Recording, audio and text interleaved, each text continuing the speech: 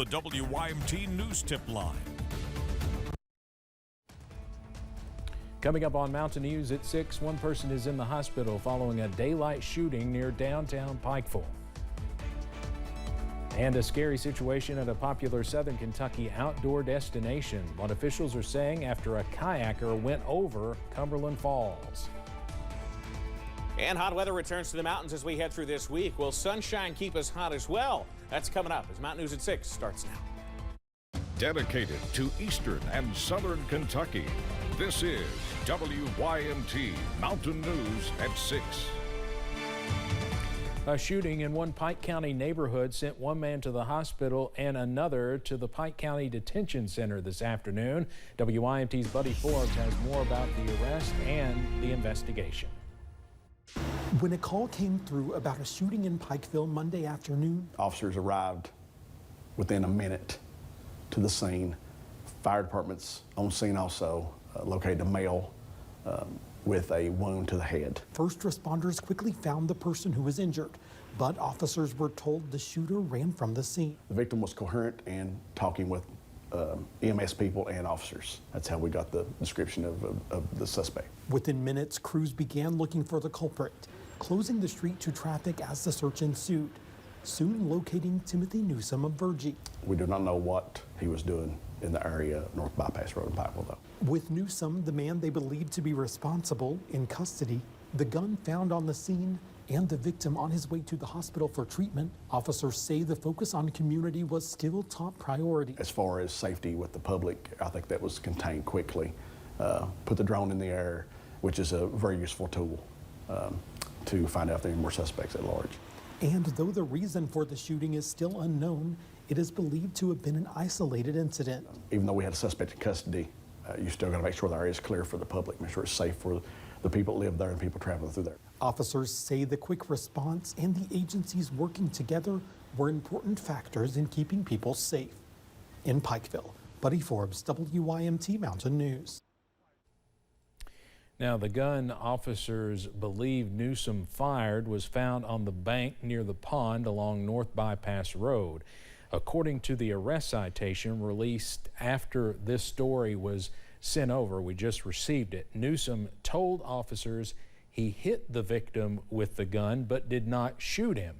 Investigators now believe the gun may have discharged into a wall after Newsom hit the man with it. Obviously, a lot of details still to be worked out on this story. It's been breaking this afternoon, and we'll continue to follow it. 2 teenagers are dead after a weekend crash in Floyd County. It happened yesterday morning on Route 680 in the Branham Creek community. Police say a truck left the road and turned over. 4 other people in the truck were taken to a hospital to be treated for their injuries. No word on their conditions at this time. We also do not know what caused the truck to leave the road. The names of those who died have not been released. We do know counselors were at Prestonsburg High School today. We now know the name of a woman killed in a crash in Harlan County. 59-year-old Abby Brock of Cold Iron was pronounced dead at the scene. Police say the crash happened just after 11:30 last night on US 119 in the Cold Iron community. Police say Brock was driving a Ford F-150 when she crossed the center line and hit a Mack semi-truck head-on. Brock's body was sent to the state medical examiner's office in Frankfort. One person is recovering after a house fire in Wayne County. It happened early this morning on Barton Court in Monticello. Firefighters from the Monticello Fire Department responded and were able to quickly contain the flames. We're told one person was taken to a local hospital with minor injuries. The cause of the fire is still under investigation. 2 men are facing charges after a run-in with police. Deputies with the Laurel County Sheriff's Office had a safety checkpoint in East Bernstadt Saturday morning. After a car came through the checkpoint, police determined 50-year-old Casper Hurley of McKee was a fugitive from another state. Police also say they found 60-year-old Freddie Lee Akers of Williamsburg under the influence. Both were arrested and taken to the Laurel County Correctional Center. A former Campbell County, Tennessee corrections officer was indicted for bringing contraband into a jail. Tennessee Bureau of Investigation agents began investigating claims of misconduct involving 43-year-old Michael J. McCarty, saying he reportedly used his position to bring contraband into the Campbell County Jail to give inmates in exchange for payments. McCarty was arrested and booked into the Campbell County Jail on a $100,000 bond. The Wolfe County Search and Rescue Team helped 2 injured people this past weekend. They carried both an injured hiker and an injured climber out of the woods in unrelated incidents. The rescue squad says this year has been exceptionally busy. They say yesterday's mission marked their 53rd rescue operation of the year. A popular scenic tourist attraction in southern Kentucky was the scene of a serious medical emergency Friday night. That's after a man went over Cumberland Falls in his kayak. We are told the man did not suffer life-threatening injuries. WYMT's Phil Pendleton spoke to emergency officials who responded and spoke with the man after the incident. Just after 9 o'clock Friday night, multiple emergency crews rushed to Cumberland Falls. A man had gone over the falls in a kayak. They located him around the first overlook and moved him down to the beach area. The man, said to be in his 20s or 30s, was alert. He didn't appear to have serious injuries. He was talking. Main thing that he wanted was a cigarette.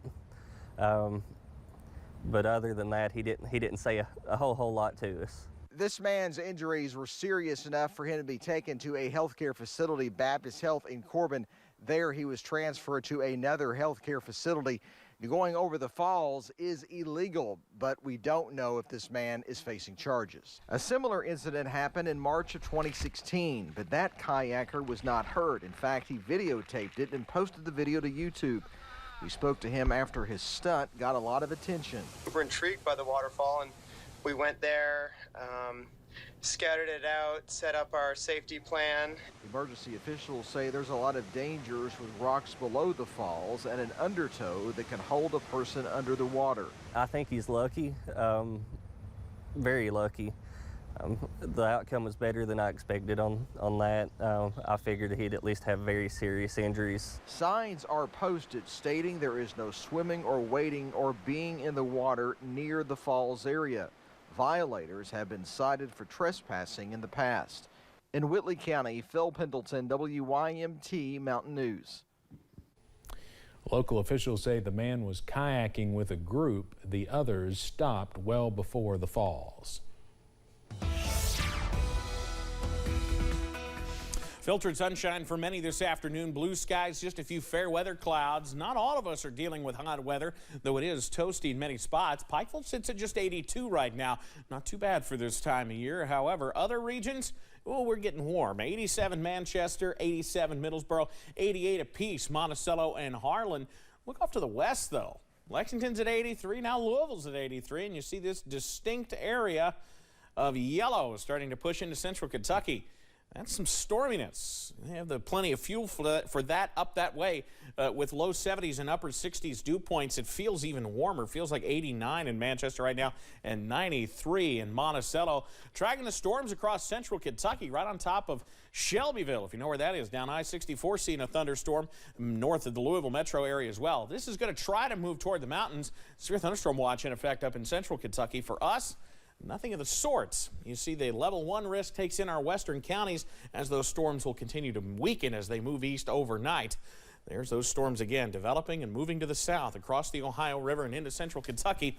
We'll see how far they make it and when we could expect a rumble of thunder or two coming up in just a little bit. Steve? Evan, thank you. Kentucky's agri-tech business files for bankruptcy. We've told you about AppHarvest dealing with difficulties for months, including a possible foreclosure of its Richmond greenhouse. Now the question is, what's next for the company and the industry? Kelsey Soto reports. A sustainable food company formed in Appalachia has found itself unable to sustain its finances. AppHarvest was first launched in 2017 by founder and CEO Jonathan Webb, where he remained at the helm until earlier this month. Late Sunday night, AppHarvest filed for Chapter 11 bankruptcy in Texas. They will be allowed to continue operations while they sell off assets and pay back creditors. AppHarvest tells us they'll be spending the next 60 days looking to sell off their farms to investors. This is such a major investment with AppHarvest. It's not just going to up and go away. The company was once valued at $1 billion and employed an estimated 700 people. Their 4-farm network in Moorhead, Berea, Somerset, and Richmond consists of 165 acres. AppHarvest expects Mastronardi Produce to make employment offers to their workers at the Berea farm. The company says they have more than $341 million in debts, and they have plans to scale back their operations. I certainly believe that there's somebody at a corporate level somewhere already looking at this, even perhaps internationally. Chapter 11 bankruptcy can also act as a shield against litigation, putting all pending cases on hold. In the last few years, AppHarvest has been at the center of several lawsuits from investors who alleged fraud after the collapse of the company's stock price. In Richmond, Kelsey Soto, WKYT. Appalachian Regional Healthcare is accepting school supplies this week as we get closer to the start of the school year. The back-to-school drive is being held at the old JCPenney building in Hazard, where you can drop off donations. Executive Director for ARH, Angela Bailey, also says there are other ways folks can donate as well.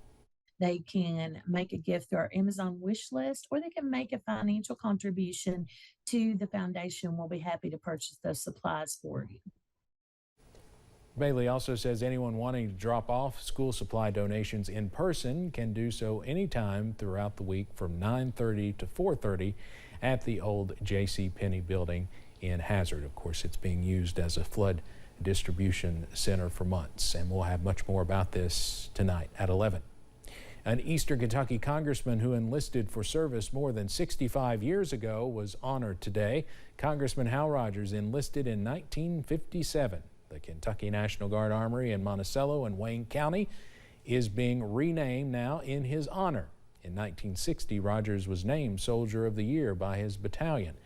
There was also a ribbon-cutting ceremony for a long-awaited interchange project in Pulaski County this afternoon, and Congressman Rogers also attended that event. WYMT's R.J. Johnson will have much more about that project tonight at 11.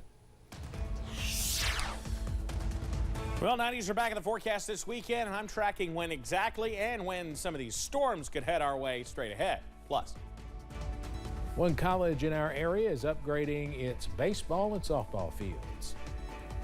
WYMT News app offers alerts on breaking stories as they happen, customized to the categories you choose. The WYMT